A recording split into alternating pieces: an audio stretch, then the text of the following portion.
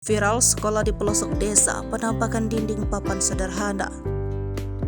Sebuah bangunan sekolah dasar Kabupaten Oku Timur, Sumatera Selatan nampak sederhana.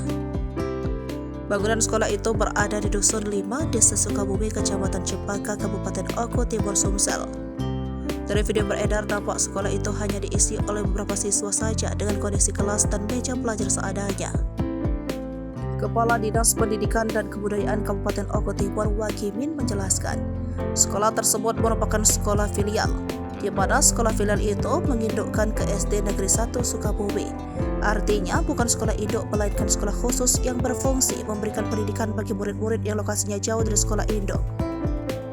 Wakimin menjelaskan di daerah tersebut ada sekitar 30 kakak, di mana para anak-anak belajar di sana. Ada 2 guru yang bekerja di sana, namun akses menuju sekolah cukup sulit.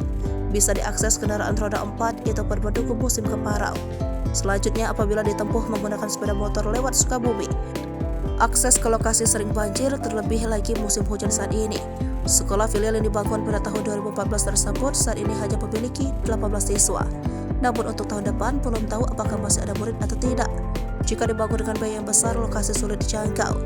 Kendati demikian, jajaran Dinas Pendidikan dan Kebudayaan Kabupaten Oku Timur akan melangsungkan survei untuk datang ke lokasi tersebut. Jika memang ada potensi berkembang, maka pihaknya akan mengembangkan sekolah tersebut.